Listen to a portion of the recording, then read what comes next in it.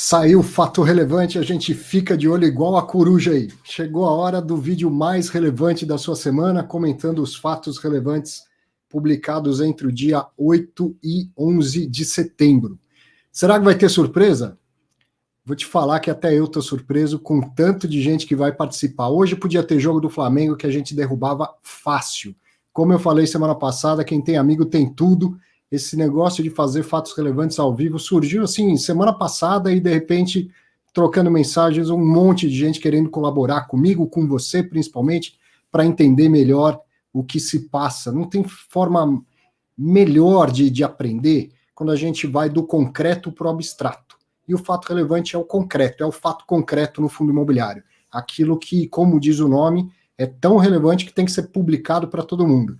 E aí, com um resumo e análises para a gente entender melhor, todo mundo aprende, inclusive eu fazendo esse resumo, essa análise toda. Falando aqui dos fatos relevantes da semana, Rio Bravo Renda Varejo, RBVA 11, que é administrado pela Rio Bravo, também administrado e gerido, né? Uma dúvida de muitas pessoas, quando tem gestor, quando não tem, né? O fundo recebeu aceite, faltou eu dar um espaço aqui no slide, hein? O fundo recebeu aceite de uma proposta de aquisição da fração ideal de 77 cotas do imóvel onde funciona o shopping center, o Iguatemi, em São Paulo, no qual o fundo já possui uma pequena participação de 75 das 60 mil cotas do empreendimento. O valor aproximado da operação é de 4,5 milhões, e o empreendimento tem uma ABL total de 48.888 metros quadrados.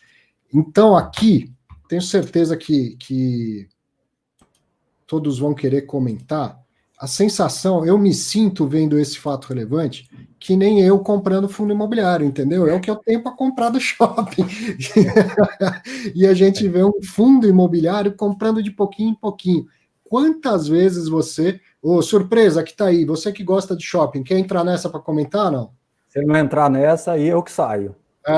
Tem que entrar, hein? Tem que entrar. Aê, olha lá, ó, mais surpresa, olha aqui, ó. Grande Leandro. Obrigado também por participar. Olha o Leandrinho aqui. Outra aí. Rapaz, mas que responsabilidade, hein? Só fera. É a mesma coisa você chamar um zagueirão para jogar com... Tô assistindo aqui Neymar, Messi, Romário jogar e você me chama um zagueirão para bater bola aí com vocês. É brincadeira, hein? Ué, sem zaga não tem time, cara. Mas é uma honra, um prazer estar aqui. Muito obrigado pelo convite, Arthur. Então, a questão aí... A gente derrubava o jogo hoje. Só para comentar essa questão do RBVA, se você realmente olhar, hoje, toda a exposição de shopping centers do RBVA mal chega a 20 milhões de reais em um fundo de 1,2 bi, quase 1,3 bi. Obviamente não tem efeito quase que nenhum, mas mostra para os cotistas do fundo que eu acho que para onde talvez terá um vetor de crescimento até para diluir toda a exposição que ele tem em bancos até 2022, 2023. Então, crescer fazendo essas aquisições de shoppings ou ativos de varejo, como a gente estava comentando agora há pouco, né, lá do renda urbana, pode ser uma forma de diluir mais rapidamente os problemas que virão pela frente entre 2022 e 2023. Então, não tem efeito nenhum, propriamente dito, em resultado, mas tem efeito no entendimento do produto sob a ótica do cotista. O Jorge mandando uma saudação para o seu filho Figson aí, Leandro. O Figson. O que o Baroni falou, muito bem colocado, é mais que uma direção que a RBVA, a Rio Bravo está dando para o fundo, né? Partindo para o varejo, partindo para shoppings, lojas de rua. E hoje eu comentei numa live a respeito desse shopping, que ele é um shopping, não é modernão, não, né? Ele é um shopping antigo, mas como que é o shopping, né? O shopping ele se transforma, ele se adapta, ele consegue ali se adaptar à nova realidade do mercado de hoje. Por isso que eu gosto tanto de shopping. Olha que legal, né? Eu estou em São Paulo, capital, o Baroni está em Goiás, em Goiânia, né? O Nod no Rio de Janeiro e o Leandro no interior de Minas. Então, Grande Muriaré, grande Muriaré. Tem o Sudeste quase todo aqui, né? Mas aí, nesse ponto, eu posso falar. Era do imóvel de Vila Velha, Espírito Santo, né? Então, fato relevante fecha a canastra. E eu sou de São Paulo, que é o Shopping Iguatemi, é um formigueiro, uma coisa impressionante, um shopping de classe altíssima e muito, muito tradicional e resiliente. Incrível aquilo lá. Eu frequento não, nunca morei ali perto, mas fui no Shopping Iguatemi muitas vezes na vida, desde criança. Quem é de São Paulo lembra de um relógio d'água que tinha lá com água colorida, que é uma coisa de louco. Outro dia revelei que eu fui Papai Noel no Mapping. Eu também fui Dick Vigarista no Shopping Iguatemi. Meu Deus do céu. Sessão, tirem as crianças da sala agora, né? Cadê aquele de Manaus lá? Fala para ele tirar o filho da sala agora. Né? É o Carlos. Mas é um ativo assim incrível. E uma das coisas que leva a Rio Bravo a ter interesse em fazer essas compras, que parece a gente, pequeno investidor, comprando um pouquinho de cota de fundo imobiliário, é sentar numa assembleia. Mesmo que eu não tenha direito a voto. Todo mundo que está aqui já deve ter feito, o André Bassi faz isso bastante também, de comprar o que chama de ingresso, né? Compra uma cota de um fundo para poder participar da Assembleia. A Rio Bravo está lá na Assembleia agora participando e entendendo qual é o segredo dessa gestão que é tão eficiente e resiliente ao longo dos anos aqui em São Paulo, né? E eu acho que não só isso, Arthur. Também, assim, quando você está dentro, ainda que seja como ela fez a primeira compra, quando ela fez a primeira compra, que foi de um tamanho bem parecido, né, 75, 77 cotas, bom, bora arredondar, 1/1000 do shopping, né, porque dá mais ou menos isso, são 60 mil cotas, 1/1000 cravado seria 60 cotas, bora arredondar que eu sou de letras e não de números. Sim, eu sou formado em letras. Então, assim, 1/1000 do shopping, todo mundo falou, pô, mas por que vai gastar isso? Por que vai perder esse tempo, etc., agora já abriu uma janela dela conversar com mais alguém, etc. Comprou o segundo milésimo. Já dobrou a participação de milésimo, mas dobrou. E agora ela vai conhecer os outros players. Quem são os sócios, vai sentar ali, vai conversar, vai tomar um café, etc. Daqui a pouco surge mais, de repente, não mais 1 milésimo, mas 1% do shopping. Então, uma curiosidade, esse shopping não pertence a fundo imobiliário. Essas cotas que o Rio Bravo compra não são de fundos imobiliários.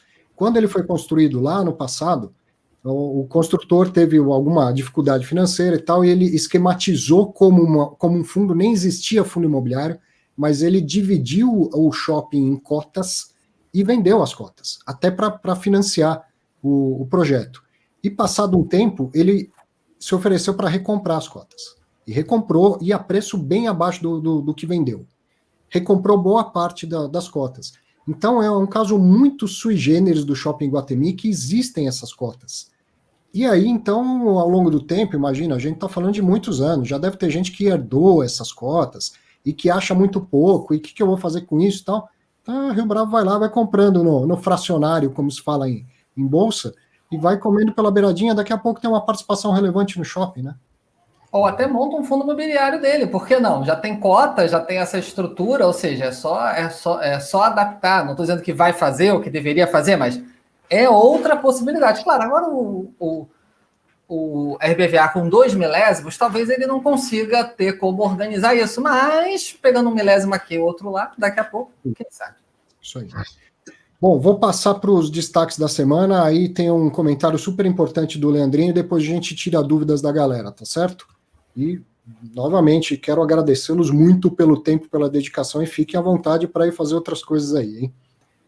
Destaques, já voltamos.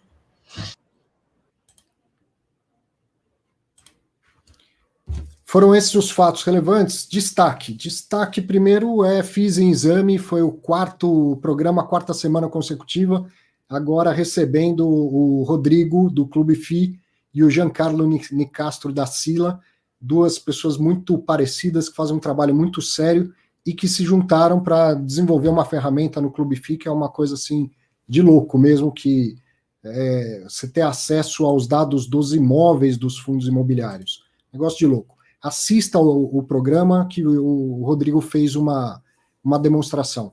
E, independente da ferramenta, o papo com esses dois vale muito, é muita experiência. Conheça a Sila, entenda o trabalho que a Sila faz, trabalho de formiguinha lá e que consegue gerar transparência. Esse foi o tema do programa. Transparência no mercado de fundo imobiliário e o quanto isso gera valor, né? Outro destaque, Durante a semana teve uma live com o pessoal da Rio Bravo, o Paulo Bilic e o Gustavo Franco, que são, né, sócios, estrategistas, e o Evandro Butini, que é gestor também lá, além de participar dos comitês, ele é economista, ele também é gestor do fundo de crédito. E aí eu destaco aqui, no minuto 43, se você não quiser assistir a live toda, pelo menos assista no minuto 43 em diante as respostas do Gustavo Franco e do Paulo Bilic sobre o que a gente está vivendo com a taxa de juros. Eu dei esse destaque aqui, ó, o Gustavo Franco dizendo: nós estamos no começo de perceber o inteiro teor dos efeitos que o juro pequenininho de 2% ao ano vai ter sobre a nossa economia. É só o começo. É uma fala importantíssima da gente entender. Está só começando o juro baixo no Brasil, e isso tem uma capacidade de transformar o país, as nossas vidas, a nossa forma de pensar, que é gigantesca. Então, assista. Se você entrar agora no site da Rio Bravo, vai ver que não deve ter nem 2.000 visualizações, e esse vídeo aqui vai ter 3, 4 vezes mais do que isso. Fico super feliz que você me prestigie, mas tem que assistir essa live com o Paulo Bilic e com o Gustavo Franco para entender pensamentos macros de pessoas muito vividas e que conhecem muito sobre o assunto. Assista essa live no canal da Rio Bravo. Outro destaque aqui, ó. Não foi um fato relevante, foi uma convocação de assembleia. A Rede chamou os cotistas do HGBS, convocando uma assembleia para falar sobre a questão de uma compra, de comprar um shopping que está dentro de um fundo que pertence também, que é administrado também pela Rede. E é justamente para isso, não só, mas justamente para isso, que o Leandro veio participar aqui, porque ele é cotista do outro shopping, que é o Praça da Moça, e quer mobilizar os cotistas também é uma assembleia, e cada um vai ser chamado a dar o seu voto, a sua opinião da maneira mais efetiva possível, que é dar o seu voto. E aí o Leandro quer dar um recado e quer mobilizar cotistas que tenham um entendimento parecido com ele. Manda ver, Leandrinho. Obrigado, Arthur, obrigado pelo espaço, mais uma vez, te agradeço pelo convite. Eu lancei aí, pedi os amigos do Insta, o pessoal que tem canal no YouTube, para fazer um procura-se, né? Procura-se cotistas do HMOC, porque são 241 cotistas, tirando o HGBS ali, são 240 cotistas somente. Então, é muito difícil achar esses cotistas. Então, eu pedi a todos aí do Insta, dos grupos de WhatsApp, enfim, para tentar divulgar essa convocação para a gente, pelo menos, juntar num grupo, cabe num grupo de WhatsApp, os cotistas. Opa, desculpa aqui que entrou a ligação. Para mobilizar, pelo menos ali para dar opinião. Não estou falando que o que eu penso é o certo, mas pelo menos para a gente poder manifestar, tá ciente do que está acontecendo. Enfim, a questão o HGBS, que tem 79% do HMOC, tá? Ele quer agora comprar os outros 21% do fundo imobiliário HMOC. O HMOC, ele tem 23% do shopping Praça da Moça, tá? E o HGBS tem 79%, como eu já falei, do HMOC, e os outros cotistas, os outros 240 cotistas, têm 21%. E a proposta que o HGBS fez, né, foi de pagar R$ 231,00 e alguns centavos por cada cota. Para o HGBS, o que eu tenho levantado, a bandeira que eu tenho levantado, é do momento.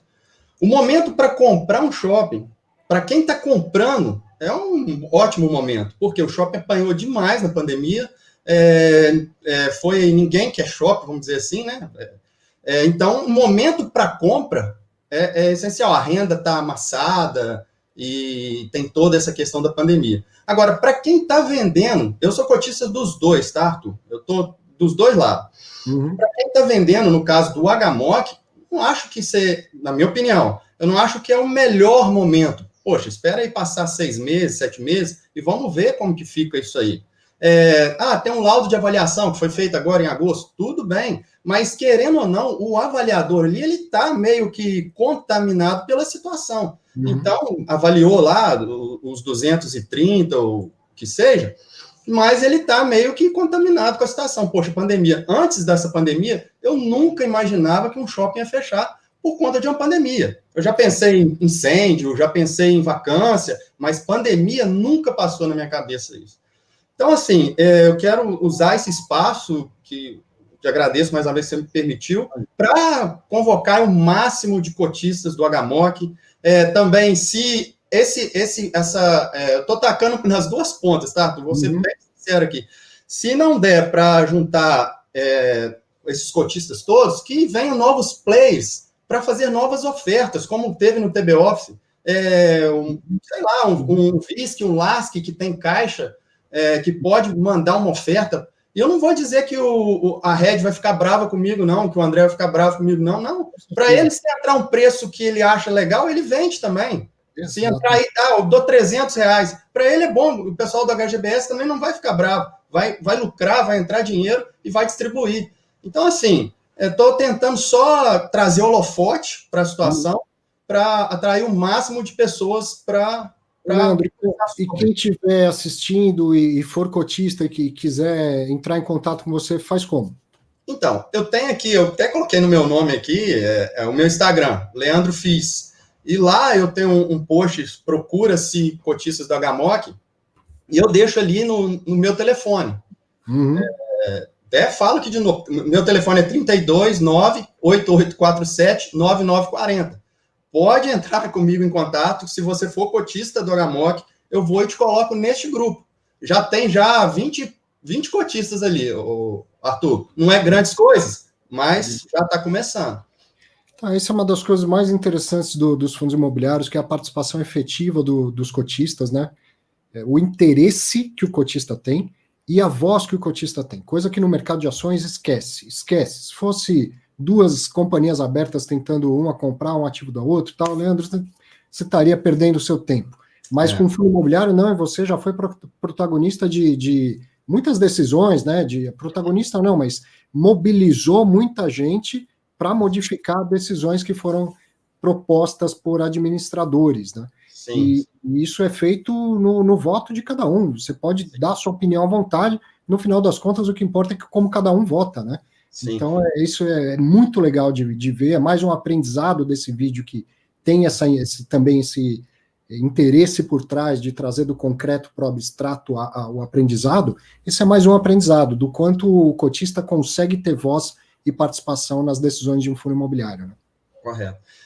Arthur, só para pontuar aqui, eu fiz um call com o pessoal da Red e eles super me atenderam, conversaram, explicaram, falaram também que não irão votar, isso é importante deixar pontuado aqui. Então, quem vai decidir se vai dar takeover no HMOC vai ser os 21%.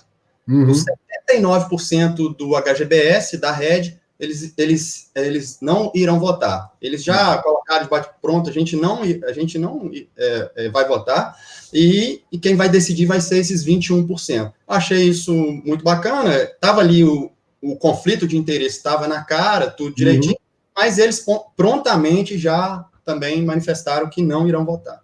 Eu acho isso muito bacana. Então, basicamente, é o seguinte, os 21% cotistas do HMOC irão decidir na Assembleia, que até dia...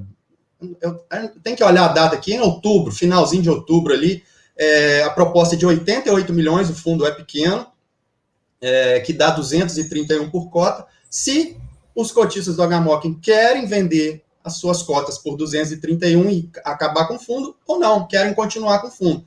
Eu acho que o HMOC, ele pode replicar um Pátio Higienópolis da vida. Ele pode se transformar num futuro Pátio Higienópolis. Pátio Higienópolis, a cota era R$100, pagava R$1,20, hoje é R$900, paga R$4. É um caso de sucesso, né? Então, eu acho, na minha visão, quando eu comprei a HMOC, eu tinha essa visão de que ele poderia replicar um Pátio Higienópolis. Essa é a minha opinião.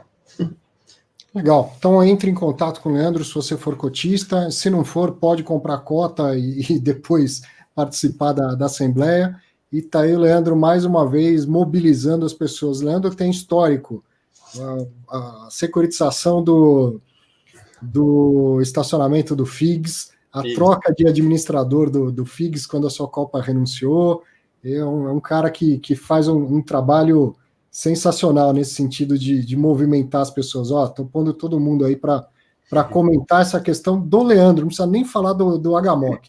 Mas o trabalho quando ele encapeta com o negócio. Já que é para comentar o Leandro, eu gostei do comentário de uma pessoa que eu acho que é SDS, falou SB ou SBS, dizendo que o Leandro está até sem renda para cortar o cabelo aí, tá vendo?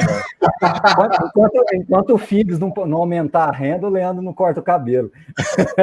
Isso é promessa, isso é promessa. O dia que ele voltar a pagar 50 centavos, ele corta o cabelo. Mas, imagina se não vai virar uma Rapunzel, hein, Arthur?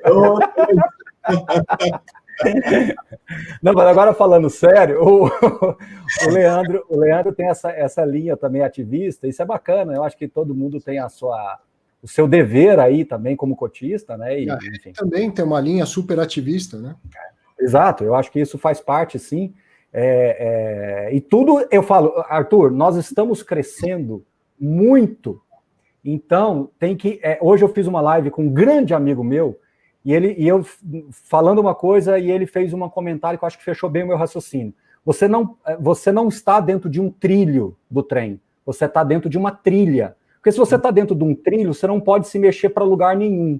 Nós estamos dentro de uma trilha, então essa trilha, ela vai e volta, então a gente tem que ir aparando as arestas, porque nós não estamos construindo um mercado perfeito, a gente não está, mas nós estamos buscando essa perfeição. Então, a gente vai aparando essas pontas e mantendo todo mundo na trilha, né? Porque se for para ficar no trilho... Lembra da nossa época lá atrás, Arthur? Os regulamentos totalmente engessados, os gestores não tinham flexibilidade para se fazer nada. Então, assim, por quê? Porque eles estavam dentro de um trilho, eles não podiam se mexer. Fundos que hoje estão aí completamente abandonados porque o regulamento travou, as próprias assembleias de cotistas não conseguiam se mexer, e as coisas, né, travaram. E hoje nós temos uma trilha. Então, eu achei bem bacana essa analogia. E o Leandro, ele defende bem essa tese. Veja que o Leandro não é contra a venda do Agamoc, ele só é contra o momento e o preço. Então, talvez, se essa discussão viesse à tona num outro cenário, o preço poderia ficar mais factível, porque me parece um negócio neutro para o HGBS, vai entrar dinheiro para ele do lucro de qualquer forma, mas um negócio pouco vantajoso para os 21% dos cotistas restantes do Agamoc que estão nessa expectativa. Então, é uma mensagem muito simples, você resume basicamente numa linha. Quer vender? Segura mais 6 meses, não custa, não é sangria desatada, como dizia minha avó, né? Isso aí. Hora da gente bater um papo. Você que está assistindo, tem dúvidas? Quer mandar novamente as dúvidas que você mandou e eu não respondi? Vamos aproveitar a presença desses amigos todos aqui, vamos bater papo e conhecer, aprender um pouco mais sobre fundo imobiliário, todos nós. Então vá mandando as suas dúvidas e a gente vai fazendo um bate-papo, um giro aqui para que cada um responda ou complementa os demais.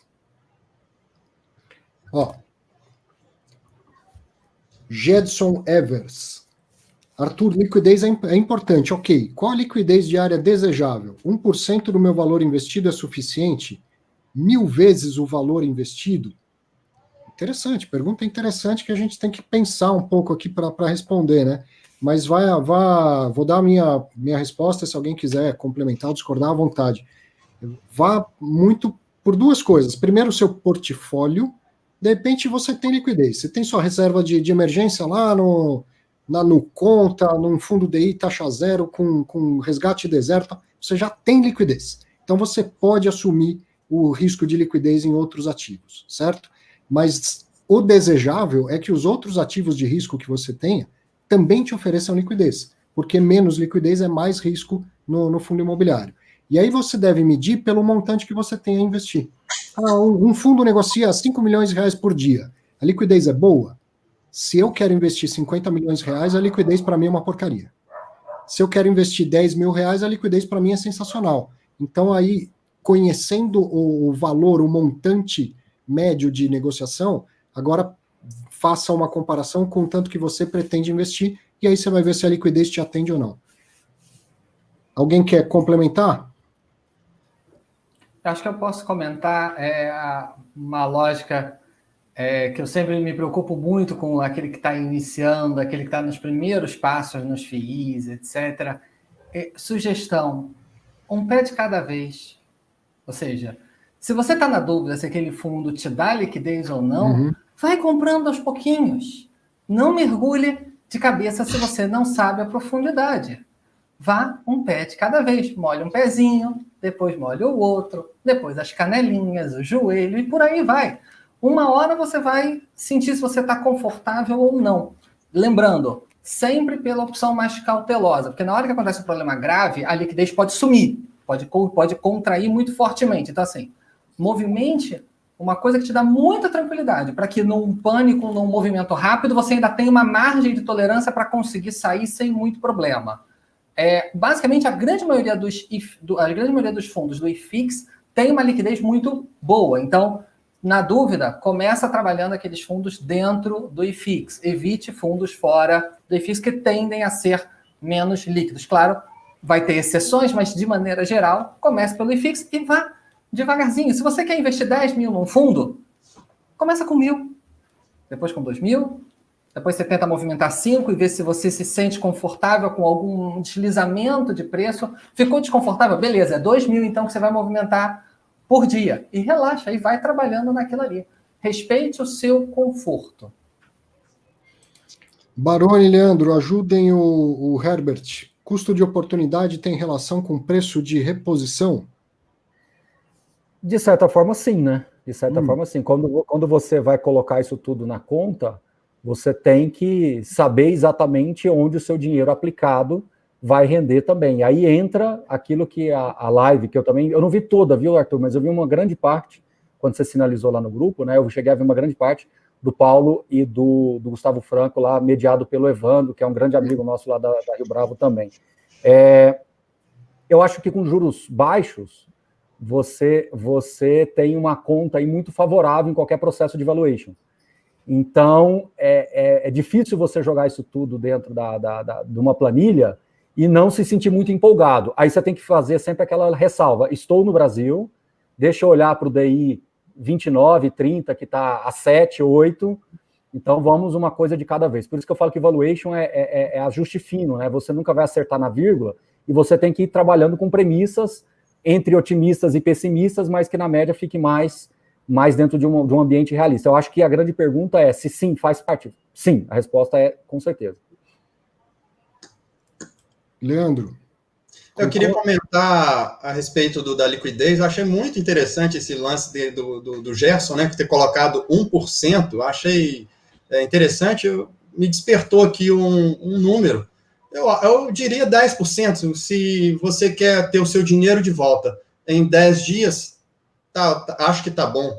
Agora, 1% ele demoraria aí 100 dias, vamos dizer assim, para ter. Não sei se eu entendi a pergunta, se foi isso que ele quis colocar, mas ele falou questão de 1%, então ele demoraria 100 dias para conseguir todo o seu investimento de volta. E os fundos imobiliários estão com a liquidez muito boa. Então, acho que o 10% seria um número excelente para ele. Eu vou fazer um complemento nessa pergunta sobre custo de oportunidade, assim, pensando em conceitos. Custo de oportunidade você tem um dinheiro e tem várias oportunidades, certo? E qual é a sua oportunidade mais óbvia? Colocar o dinheiro no CDI e ganhar 1,9% ao ano bruto. Então, para fazer qualquer outro investimento que implique em risco, você tem que ter uma expectativa de retorno maior do que esta, certo? Então, pensando assim, conceitualmente, custo de oportunidade é isso. Eu vou investir em tal coisa, mas eu já tenho isso na mão. Já tenho esse passarinho aqui na mão. Para eu correr atrás dos outros dois voando, né, eu tenho que ter uma expectativa de um retorno muito maior. E o preço de reposição no mercado imobiliário é isso que se fala, olha, tem um prédio antigo lá que ele está sendo negociado a 5 mil metros quadrados, mas se eu fosse construir um prédio semelhante no mesmo lugar, né, na mesma região e tal, eu gastaria 8 mil reais o metro quadrado. Essa comparação que se faz. Posso dar um exemplo prático, Arthur? Claro. Se você pega, por exemplo, hoje um fundo como Kinea, KNRI, o maior fundo do Brasil, ele tem um galpão que ele está construindo um CD que é em Cabreúva. Hoje, o dinheiro em caixa, ele rende praticamente negativo, rende zero. Sim. Entendeu? Exato, entendeu? E aí o que acontece? À medida que você vai subindo isso para a obra, conforme a medição, isso vai se convertendo em receita imobiliária.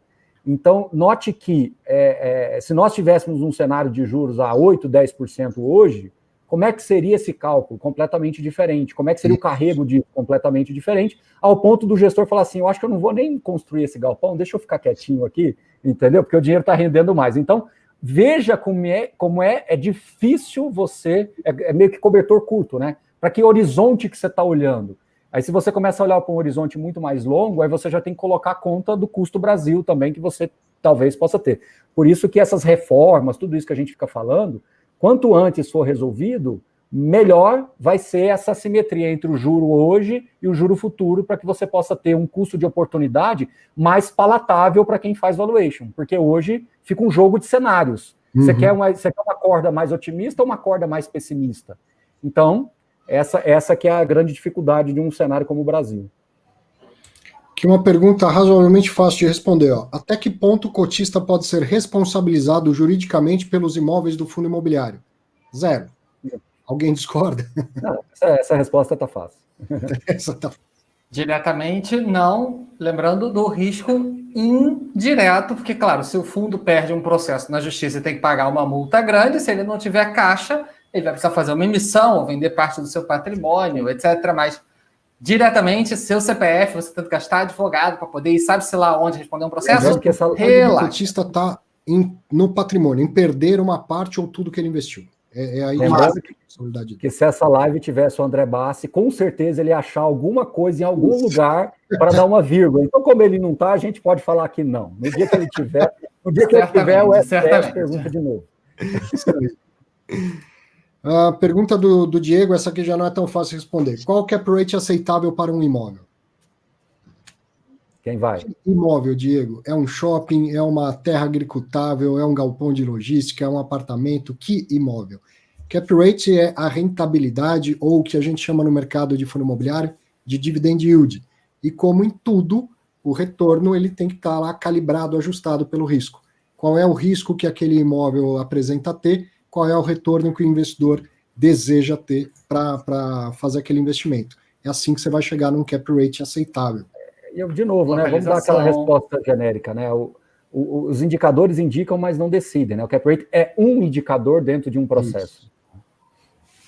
Isso. Localização, tipo de imóvel, idade do imóvel, utilização. Obviamente, um imóvel na Paulista tem uma relação diferente de um imóvel em Ribeirão Preto, que tem uma relação diferente de Niterói, aqui no Rio, que tem uma relação diferente de Recife, nem melhor nem pior, é só uma relação diferente. Exato. Cada imóvel você exige um cap maior ou menor. Tem um cap diferente do shopping lá da Praia da Costa, diferente do shopping cidade de São Paulo, por exemplo. Isso. Bem colocado. Retorno e risco. O Baroni, o Carlos lá de Manaus te avisou que o filho já tem 23 anos e investe em fundo imobiliário desde 2012. O filho dele vai fazer live aqui daqui a uns dias. É isso aí, tomara, né? Se tem uma coisa que a gente fica contente é de ver mais gente aparecendo e fazendo conteúdo com qualidade, né? Deixa eu achar mais uma pergunta aqui. O próprio Carlos perguntou do LVBI, se teve subscrição, porque não foi descontado na data de liquidação. Subscrição teve, agora a data de cabeça aqui a gente pode tentar olhar para ele, né? O LVBI ele está com uma situação aí que foi super, eu falo que desagradável, né? Mas são coisas que acontecem. Então, eu só olhei aqui, o período de negociação de preferência vai até 15/9, então foi por isso que não foi descontado, tá? O problema do LVBI é que ele estava vindo numa velocidade de cruzeiro, colocou uma emissão a 500 milhões de reais, mas no meio do processo de preferência foi anunciada uma vacância em Araucária da desocupação da DHL, que, claro, isso é lá para 2021, vai demorar 12 meses, o impacto está super bem amortecido aí pelo tempo, mas, querendo ou não, o cotista se incomoda com essa situação, né? E o outro ponto é que não foi apresentado um pipeline claro de quais são os ativos-alvo, apesar de que, ao que a gente olhou aí do prospecto, eles deixam claro que entre 5 e 6 meses eles conseguem fazer todas as aquisições que estão dentro aí das diligências que estão acontecendo, claro que alguns em estágios mais avançados, outros ainda mais embrionários, mas a ideia é essa, né? A VBI é uma casa vamos dizer assim, com bastante expertise imobiliário, estão chegando no mercado forte, com papel, FOF, lajes, né, com PVBI, que foi uma oferta de quase 1 bi, e o LVBI foi um fundo que foi estruturado lá dentro do private do Itaú, tem aí um DNA aí bem premium, né, são ativos bem localizados, uma vacância controlada e mais concentrada num ativo específico, né, que dá para se gerenciar com o tempo. Então, assim, vai fazer a emissão toda, vai captar tudo, é muito difícil ter essa sensibilidade depois do fato relevante. Mas não me parece um fundo que, por causa desse problema, ele vai ser estigmatizado como algo que deu errado. Ó, tem uma aqui do Batista, que é... Você falou que eu não vou sair, não, só vou abrir a porta para cachorrinho aqui, tá? Eu já vou. A opinião do novo Fiagro, se é um voo cego. Até foi bom que o Baroni saiu, porque eu não ia deixar ele responder, não. Porque tem um vídeo no canal do Baroni. Então, viu, Baroni, você não escutou. Eu falei, que bom que você saiu, que eu não vou deixar você responder essa, que é a opinião sobre o novo Fiagro, porque você já fez um vídeo no seu canal, no canal do professor Baroni, fazendo uma análise do fundo agro. Então, assista lá, vá ao canal do professor Baroni e assista. E o Rodrigo Medeiros também, nosso amigo e que participou semana passada, deixou um relatório disponível, aberto mesmo para quem não é assinante, sobre esse fundo. Nós também, viu, Arthur? Só para dizer que a gente fez um Drops lá também para o pessoal, porque foi a maior procura de informação que eu já vi recentemente. Que interessante. Então, no site da Suno também tem um relatório aberto. No vídeo mesmo lá do nosso canal, tem embaixo a descrição que você clica lá embaixo. Legal, legal. Eu adoro ver esses outros segmentos chegando ao mercado de fundo imobiliário. Se essa é a melhor solução, se essa é a melhor ferramenta, é um começo de uma conversa, mas o que eu mais quero ver, como eu sempre falo, não tem negócio sem imóvel, e onde tem imóvel pode ter fundo imobiliário. Eu quero ver fundo imobiliário disseminado por todos os segmentos da economia. Né? Concordo. Acho que voo cego talvez seja um termo pesado, mas é um segmento novo, ou seja, a gente não tem nem como comparar com outros fundos, para ter uma ideia. É um fundo que começou, né, por exemplo, pegar o Quasar Agro, né, começou com um pipeline já no meio do jogo, deu problema de due diligence, etc., desistiram daquele pipeline, criaram outro, ou seja, falar que começou com a esquerda, talvez eu esteja exagerando, mas começou com uns solavancos, digamos assim, fora do esperado, que são risco do negócio normal, e já há muitos anos, sempre quando me perguntaram em lives, em eventos, em cursos, etc., por que não tem feed agro, etc., eu sempre comentava, eu acho que a documentação vai ser complicada. Se a gente, com imóvel urbano, a gente às vezes tem imóveis que a demarcação não bate com a demarcação legal, que dirá no meio do agro, no meio do agronegócio. Deve ser pior ainda. E acho que é um risco, sim, existente, real, e que se eu tiver errado, tomara que o tempo me mostre que eu estou errado, mas acho que qualquer segmento novo, assim como a gente tem fundos começando no residencial, assim como daqui a pouco vai surgir, sabe-se lá o quê, daqui a pouco vai ter um fundo imobiliário que é dono de um aeroporto e opera aquilo ali, ou sei lá, qualquer coisa parecida, é novo. A gente não pode usar a cabeça de logística ou a cabeça de corporativo, a cabeça de shopping. A gente tem que ir medindo, a gente tem que ir um pezinho de cada vez de novo.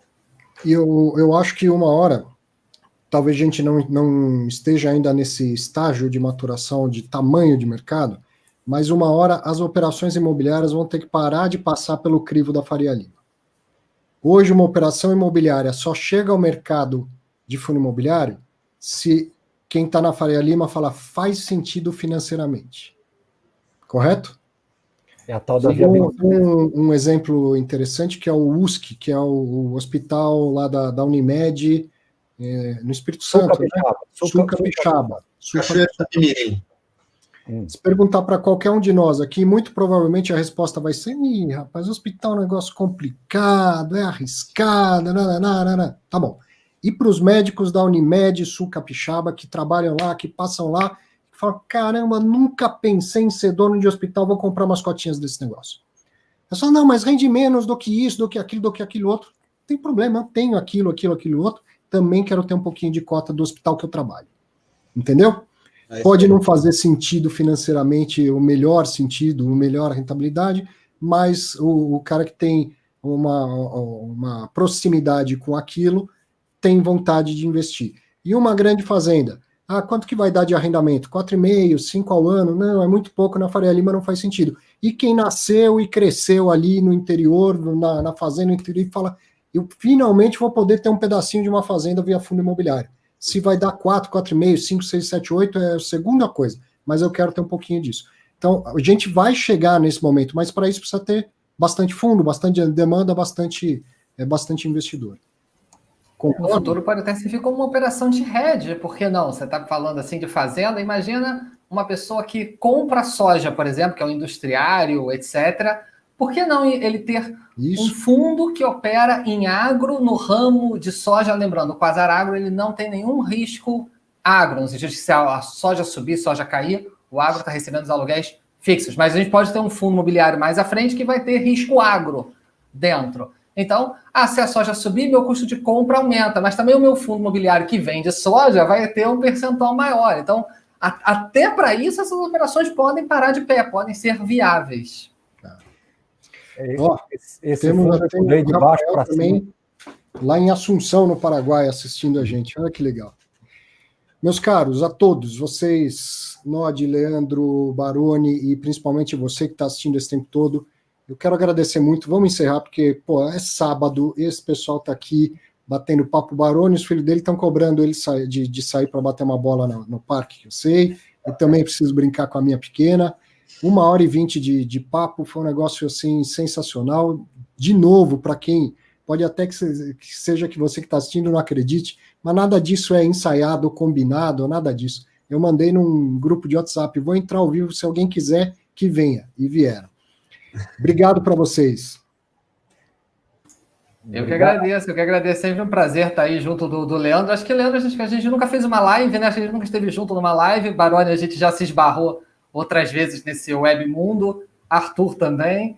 Mas é sempre um prazer a gente estar sempre batendo papo, trocando uma ideia. Agradeço a quem está assistindo também por parar o seu sábado para escutar a gente.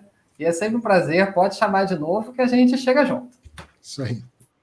Obrigado, Arthur. Obrigado aí a todos. É um privilégio muito grande participar com os senhores, porque eu vou te falar, hein? Que privilégio. Só craque. Agradeço pelo espaço que você me deu, Arthur, para procurar os cotistas do HMOC. E valeu, obrigado a todos aí que nos assistiram.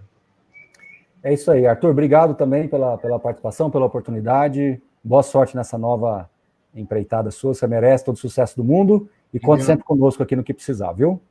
Valeu. Grande abraço para vocês. Bom fim de semana. Para você também. Para você que assistiu, então, grande abraço mesmo. Muito obrigado pela companhia. Tá aí os meus contatos para você me encontrar por aí. E vai ter fato relevante. A gente vai comentar, vai resumir. E quem sabe ainda tendo o auxílio de tanta gente bacana, de tantos amigos. Grande abraço para você. Aproveite ainda o seu final de semana.